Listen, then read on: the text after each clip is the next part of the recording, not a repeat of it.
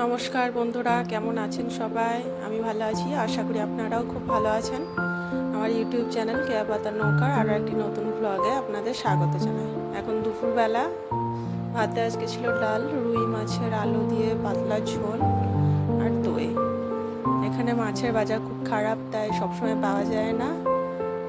বরফ দেওয়া মাছ টাটকা পেলে নিয়ে আসা হয়। তাই প্রথমে আমি মাছের পিসগুলো ভালো করে ধুয়ে নিয়েছি। প্রথম থেকে ভিডিও করা সম্ভব হয়নি।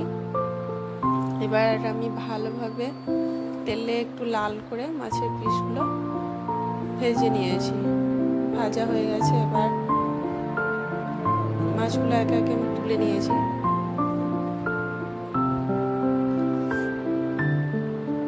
এবার যে তেল অবশিষ্ট থাকবে তাতেই আমি বাকি রান্নাটুকু করব। একটা আলুকে আমি লম্বা লম্বাভাবে কেটে নিয়েছি।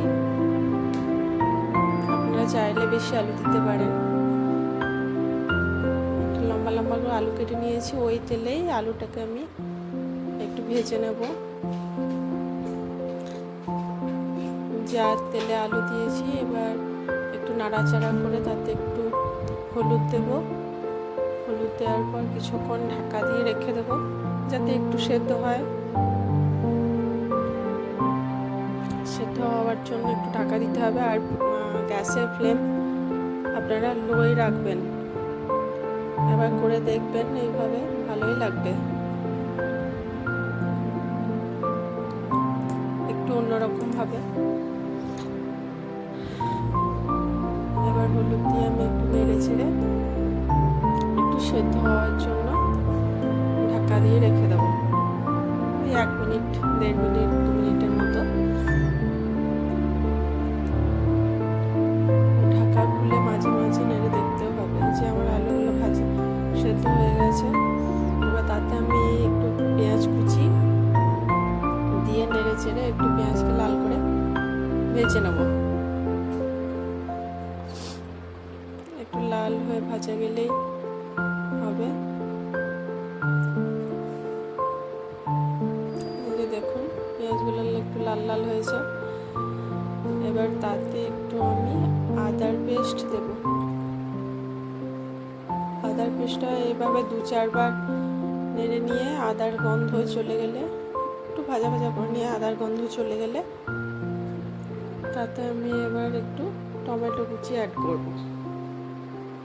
টমেটোটা একটু ছোট করে কাটবেন যাতে তাড়াতাড়ি ভাজা যায়, কাঁচা গন্ধ না থাকে।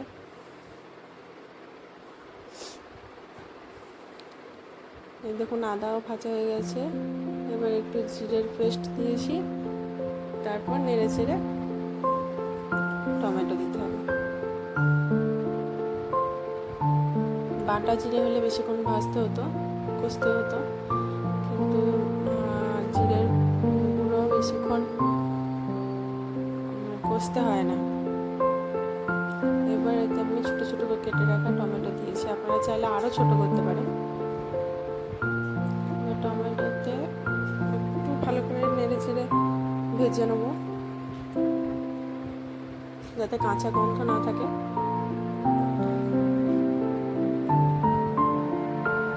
এবার এতে একটু নুন অ্যাড করেছি। আপনারা এখন অল্প নুন দিয়ে ঝোলের সময় বাকি নুনটুকু দিতে পারেন।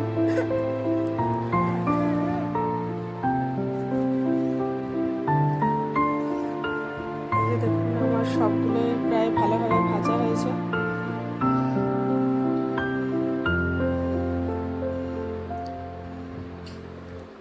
এবার আমি এতে জল দিয়ে দেবো। যারা যেমন ঝোল পছন্দ করেন বা যাদের যতটুকু পরিমাণ লাগবে ততটুকু জল দেবো। আমি এখানে 1 বাটি জল দিয়েছি।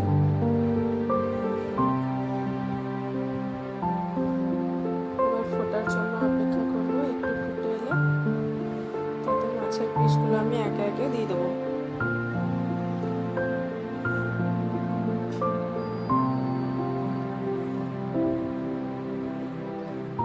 সব মাছের পিসগুলো আমি দিয়ে দিয়েছি।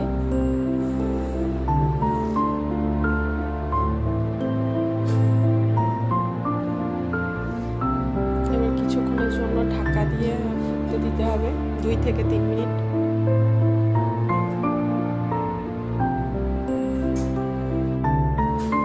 এবার 2 থেকে 3 মিনিট পর খুলে দেখবেন খুব সুন্দর রান্না হয়েছে। দেখতেও খুব সুন্দর হয়, খেতেও মোটামুটি ভালোই হয়। আপনারা একবার বাড়িতে ট্রাই করে দেখবেন, আমার তো বেশ ভালোই লেগেছে। দেখুন এখানে কালারটা বোঝা যাচ্ছে না, এই যে এখানে দেখুন, দেখতে বেশ ভালোই হয়েছে, ভালোই লাগে। রুই মাছের এরকম রেসিপি যদি আপনাদের ভালো লেগে থাকে তাহলে লাইক, শেয়ার, কমেন্ট অবশ্যই করবেন। আজ এই পর্যন্তই, আর ভালো লাগলে আমার চ্যানেলটি সাবস্ক্রাইব করবেন। আবার দেখা হবে পরবর্তী নতুন কোনো ব্লগে।